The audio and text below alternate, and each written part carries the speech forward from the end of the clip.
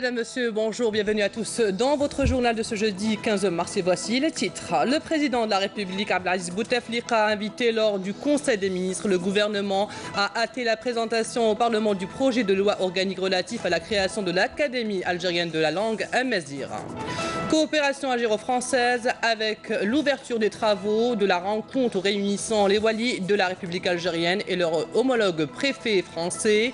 Une opportunité d'enrichir et de consolider les échanges d'intérêts communs entre les deux départements en matière de gouvernance locale. Et à quelques mois de la saison estivale, nous vous emmènerons à Mostaganem. La wilaya se prépare déjà pour accueillir les estivants. Beaucoup de projets sont en cours de réalisation. On verra ça dans quelques instants. Tout d'abord, le président de la République, Abdelaziz Bouteflika, a présidé hier la réunion du Conseil des ministres avec plusieurs points inscrits à l'ordre du jour. Au cours de cette réunion, des projets de textes de loi ont été examinés et adoptés, notamment un projet de loi amendant et complétant la loi fixant les fêtes légales pour formaliser l'inscription de Yenayer, le 12 janvier, sur la liste des fêtes légales du pays et un projet de loi organique relative aux lois de finances ainsi que l'adoption du décret portant déclassement de terres agricoles pour réaliser 11 zones industrielles. Karim Haïfa. Le Conseil des ministres a d'abord examiné et adopté un projet de loi organique relatif aux lois de finances. Ce texte vise à moderniser l'assise juridique du budget de l'État et à consolider la relation entre le gouvernement et le Parlement sur ce même dossier. Ainsi, le projet de loi organique en question prévoit la définition d'un cadre budgétaire triennal mis à jour chaque année, ce qui donnera plus de prévisibilité à la gestion du budget de l'État. Ce même projet de loi organique améliorera aussi la relation entre le gouvernement et le Parlement autour du dossier du budget de l'État, ce qui ajoutera plus de transparence dans la gestion des finances publiques. Ainsi, le gouvernement sera tenu à l'avenir de présenter au Parlement, dès le printemps, un rapport sur la conduite en cours des finances publiques. En outre, les délais de présentation de la loi de règlement budgétaire seront graduellement réduits d'un exercice antérieur de 3 années actuellement à un exercice antérieur d'1 année seulement. Ces nouvelles normes ne seront appliquées qu'à partir de 2022 pour la loi de finances de 2023. Intervenant à la suite de l'adoption de ce projet de loi, le président de la République a relevé qu'il s'agira là d'une importante réforme pour la modernisation des finances publiques. Le chef de l'État qui a par ailleurs instruit le gouvernement d'entourer la mise en œuvre de cette loi organique de toutes les garanties nécessaires à son succès futur. Le Conseil des ministres a ensuite examiné et adopté un projet de loi amendant et complétant la loi de juillet 1963 fixant les fêtes légales. Cet amendement est destiné à formaliser l'ancrage légal de l'inscription de Yenayer sur la liste des fêtes légales du pays. À cette occasion, le président de la République a invité le gouvernement à hâter la présentation au Parlement du projet de loi organique relatif à la création de l'Académie de la langue amazigh, placé auprès du président de la République, sachant que ce projet de loi organique est déjà à un stade avancé de préparation. Le Conseil des ministres a par ailleurs examiné et adopté 4 décrets présidentiels portant approbation d'avenants à des contrats relatifs à l'exploration et à l'exploitation des hydrocarbures avant d'adopter un décret portant déclassement de terres agricoles à l'effet de réaliser 11 zones industrielles, une procédure qui libérera des terres domaniales souvent inexploitées dans 9 wilayas du pays. Le Conseil des ministres qui a conclu ses travaux par l'examen et l'adoption de décisions individuelles de nomination et de fin de fonction à des fonctions supérieures de l'État. Dans le cadre de la coopération algéro-française, le ministre de l'Intérieur et des collectivités locales et de l'aménagement du territoire, Nourdine Bedoui, a reçu ce matin à Alger le ministre d'État, ministre de l'Intérieur français Gérard Collomb. L'audience s'est déroulée en présence du directeur général de la Sûreté nationale, le général-major Abdelghani Hamel, et le commandant de la gendarmerie nationale, le général-major Menad Nouba. Et je vous propose maintenant d'écouter les déclarations des 2 ministres de l'Intérieur. Moi, je suis extrêmement heureux d'être aujourd'hui en Algérie avec Monsieur le ministre de l'Intérieur, Monsieur Bedoui. Il se trouve que nous nous sommes connus lorsque nous exercions d'autres fonctions. Lui était à l'époque wali de Sétif et moi j'étais maire de Lyon. Et donc nous avons décidé d'avoir un accord de coopération entre nos 2 villes. Donc nous nous connaissons depuis maintenant quelques années et donc je pense que les relations que nous avons nouées entre nos deux villes, nous avons maintenant à cœur de pouvoir les nouer. العلاقات الجزائرية الفرنسية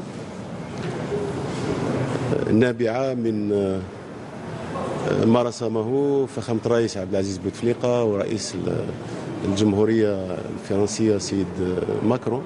Les relations algéro-françaises se basent sur ce qui a été tracé par le président de la République Abdelaziz Bouteflika et le président de la République française Emmanuel Macron.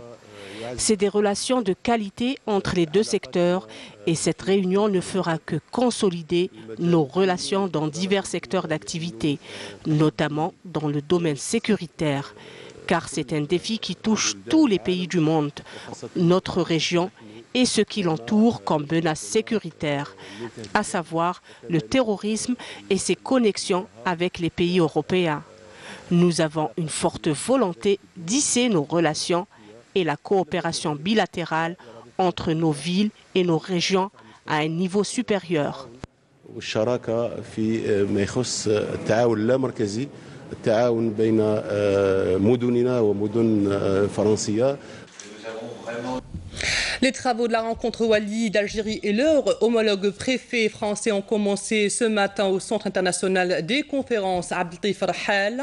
Cette rencontre, coprésidée par le ministre de l'Intérieur, des collectivités locales et de l'aménagement du territoire Noureddine Bedoui et son homologue français Gérard Collomb, s'inscrit dans le cadre des échanges et de la coopération décentralisée entre les départements de l'intérieur de l'Algérie et de la France et constitue une opportunité d'enrichir et de consolider les échanges d'intérêts communs entre les deux départements en matière de gouvernance locale, notamment dans les domaines de l'attractivité et le développement économique du territoire, la gestion des grands centres urbains et du management des situations de crise et des risques majeurs. Et à cette occasion, une photo de famille a été prise.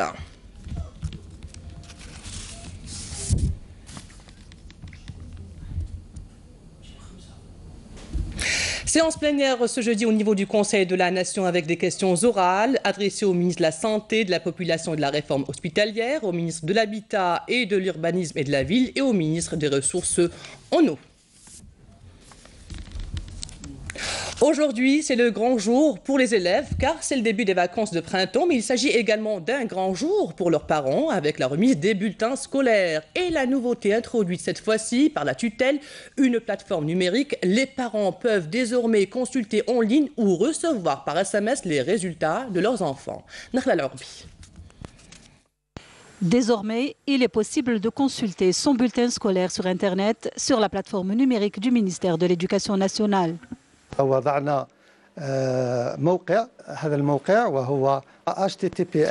avons mis en place un site qui est https://tharwa.education.gov.dz. Il suffit aux parents, après l'étape de l'enregistrement électronique sur la plateforme, de se présenter au niveau des établissements scolaires où sont inscrits leurs enfants pour valider la première étape. D'autre part, comme l'avait annoncé le ministère de l'Éducation nationale en décembre dernier, il est également possible de recevoir les relevés de notes des élèves par SMS.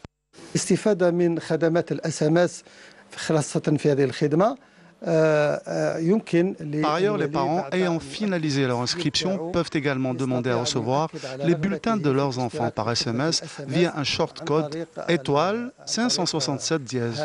Il y a 2 jours, j'ai appelé les papiers, j'ai essayé de m'inscrire sur le système. J'ai pu mettre le ism al-mustaqdam, kalimat al-murur. Il faut que le système t'envoie un email d'activation sur l'adresse mail perso.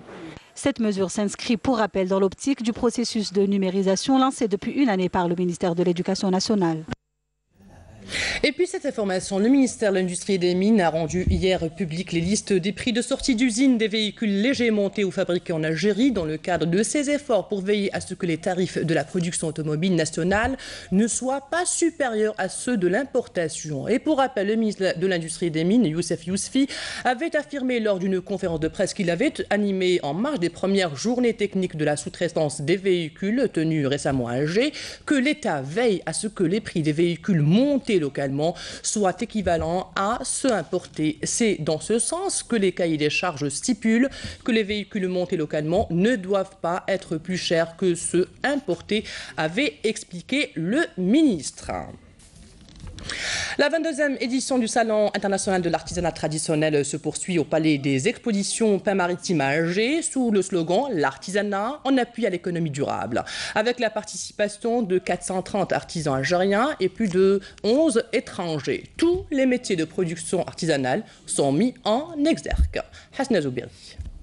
Organisé par l'Agence nationale de l'artisanat traditionnel sous le thème « L'artisanat, un appui à une économie durable », le Salon international de l'artisanat traditionnel met en exergue dans cette 22e édition l'amélioration sensible de la qualité du produit d'artisanat, dû essentiellement au programme de formation initié par le secteur au profit des artisans, notamment dans le domaine du design. Les artisans ont aujourd'hui une réelle opportunité d'aider dans la décoration des nouvelles infrastructures hôtelières. Ils peuvent même aider dans la construction de ces hôtels, notamment pour le design. Cette nouvelle édition du Salon de l'artisanat a vu la participation de plus de 70 artisans venus de nombreux pays, à l'image de la Tunisie, l'Inde, le Pakistan et l'Égypte. Des produits hors pair sont exposés au grand public. Un seul point commun est l'amour pour ce métier et la volonté de ces artisans de vouloir conserver ce riche patrimoine.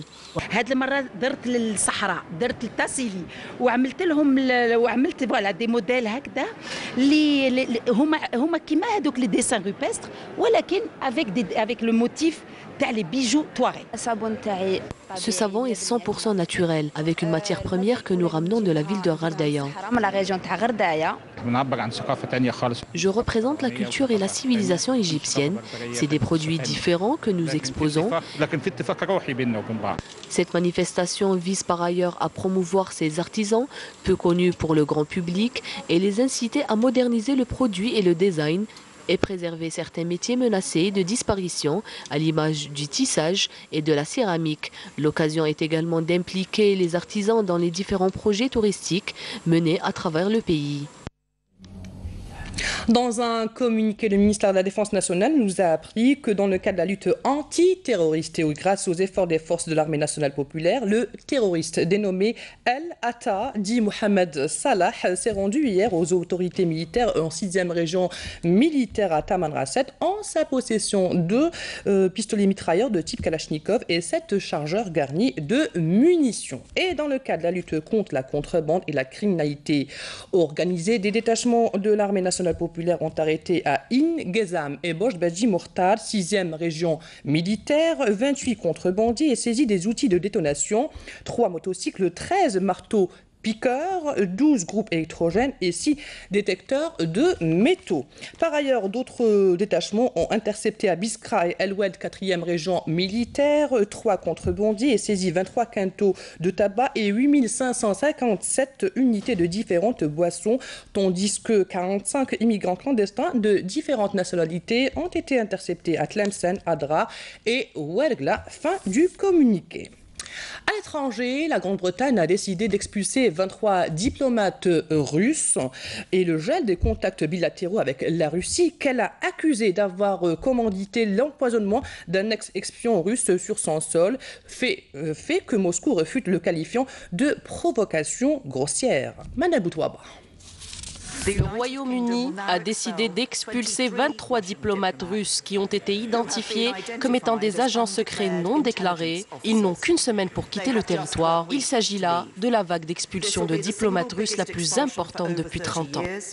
Climat de plus en plus tendu entre Londres et Moscou. La première ministre Theresa May a annoncé la couleur en évoquant devant le Parlement un usage illégal de la force par l'État russe contre le Royaume-Uni, jugeant tragique la voie choisie par le président russe Vladimir Poutine, qui n'a pas répondu à sa demande d'explication sur l'affaire de l'empoisonnement d'un ex-espion Sergei Skripal, 66 ans, et de sa fille Yulia, 33 ans, à Salisbury, dans le sud-ouest de l'Angleterre.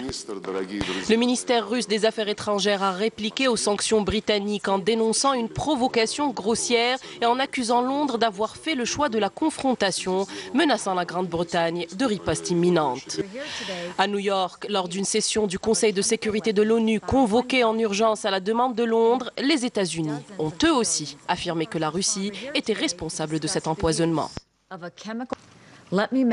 Permettez-moi de clarifier une chose dès le début. Les États-Unis expriment leur solidarité absolue avec la Grande-Bretagne. Les États-Unis croient que la Russie est responsable de l'attaque perpétrée sur 2 personnes au Royaume-Uni avec un agent innervant militaire de fabrication russe, y exposant des dizaines de civils, en plus des personnes ciblées. Accusation rejetée en bloc par l'ambassadeur de Russie à l'ONU qui dénonce, sans pour autant présenter de preuves irréfutables, une guerre de propagande menée par Londres. L'escalade des tensions entre le Royaume-Uni et la Russie intervient à quelques jours de l'élection présidentielle en Russie, dimanche, dont le président Vladimir Poutine est le grand favori, et à 3 mois de la Coupe du monde de football en Russie. Theresa May a précisé que Londres n'enverrait aucun représentant à la compétition. Retour au pays et place au tourisme. Et comme annoncé dans les titres et en prévision de la saison estivale, Mostaganem se prépare, avec notamment la réalisation de plusieurs nouvelles infrastructures, ce qui a permis la réhabilitation des routes et à la mise en place de l'éclairage public. Nessim Ben Saïdi. À quelques mois de la saison estivale, la wilaya de Mostaganem promet une saison estivale digne des plus grandes stations balnéaires, avec la réalisation de plusieurs infrastructures au grand bonheur des estivants et notamment des habitants de la région. Plusieurs projets viennent d'être réalisés, notamment la réfection des routes, l'éclairage public et l'ouverture de plusieurs centres de loisirs. C'est sûr que sur le plan d'infrastructures touristiques, Mosta a fait d'énormes progrès. Il y a plusieurs nouvelles infrastructures cette année. J'invite tous les touristes à profiter du beau soleil de Mosta. Afin de dynamiser le secteur du tourisme dans la région, les autorités locales de la wilaya ont mis en place un plan touristique où d'importants moyens humains et matériels sont assurés afin d'accueillir la saison estivale dans de bonnes conditions. La capacité d'accueil, nous avons une capacité d'accueil qui atteint les 3000 lits cette année. Le chiffre va sans doute doubler. Nous avons 5 importants projets qui se résument en infrastructures hôtelières ainsi que des centres de loisirs qui seront livrés dans un mois. En ce qui concerne les 41 autres projets en cours de réalisation, ils seront livrés avant le début de la saison estivale. Des projets de développement prometteurs qui permettront de booster le secteur du tourisme dans la région. Cap sur Tizi Ouzou pour nous intéresser au tourisme local. Notre reporter a suivi un groupe de touristes algériens venus d'Oran et d'Alger pour découvrir la région de Ain el-Hammam. Une évasion dans ces villages de montagne, une belle découverte pour beaucoup d'entre eux. Voici le reportage d'Abdelmajid Belkacsi. Une prise de vue par là et un selfie par-ci, et c'est comme ça que la visite sur les hauteurs de Ain el-Hammam a commencé, dans ce beau village de Tifardoud qui ne cesse d'attirer les visiteurs locaux. Ils viennent de partout, d'Alger, de Boumerdès, de Béjaïa et bien sûr des patelins avoisinants. Le village fait réellement le plein en cette fin d'hiver et c'est tant mieux pour le tourisme solidaire de montagne et de l'écotourisme. Pendant notre virée dans ce village, nous avons rencontré un groupe de touristes venus de l'ouest du pays. On est d'Oran, et moi je représente le groupe Exploring Tourism in Algeria,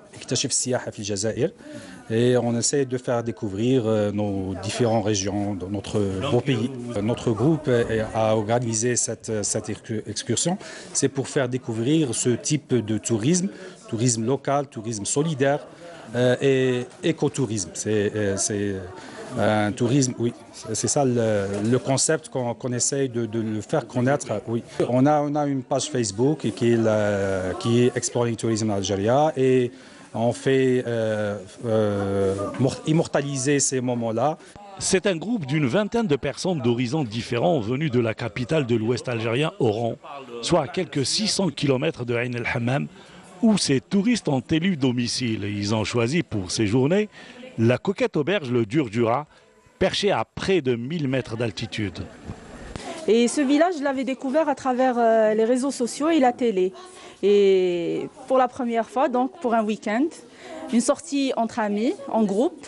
Donc on découvre ce beau village où les villageois, les citoyens s'entraident pour garder la propreté de l'environnement.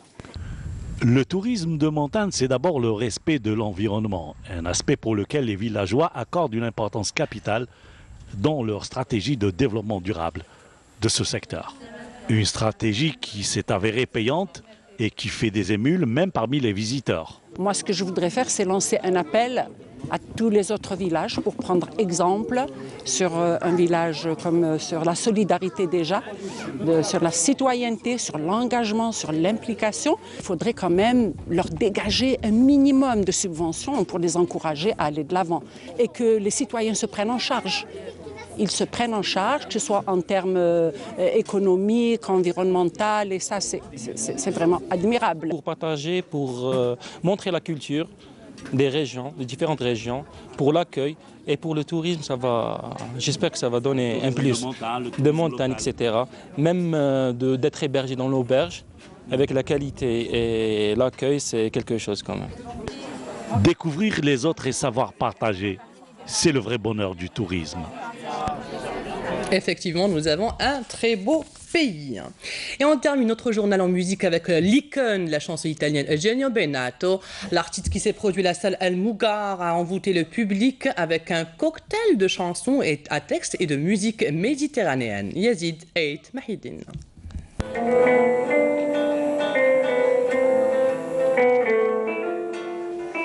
Le maître Eugenio Bennato s'installe. Les rythmes s'enchaînent.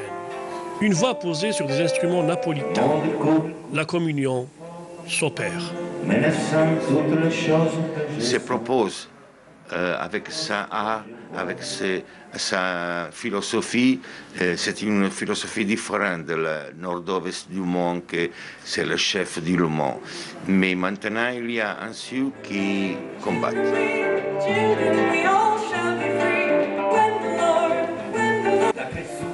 D'Aquet Sud et Sud, aux sources azurées d'une Méditerranée riche et solidaire, au rythme de la tarantella napolitaine. D'Aquet Sud e Sud, la libertà è un battito di vela, è un'onda che va, è Ulisse che rincorre la gente che Une tarentella qui fusionne avec le style gnawi de la jeune coqueluche Abdou.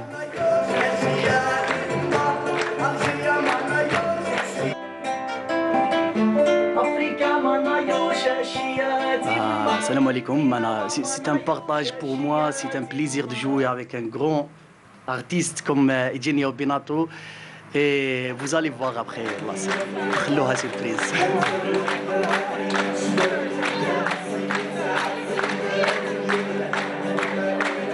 Et c'est un voyage dans la Méditerranée et à travers leurs artistes, leurs intellectuels, les excellences et de l'art italien, mais également en partage avec les autres pays de la Méditerranée.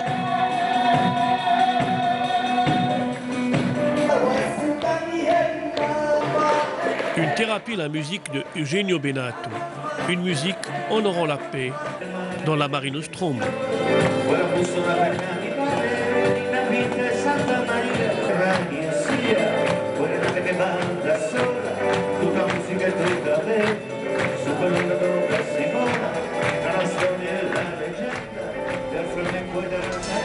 Et que bello!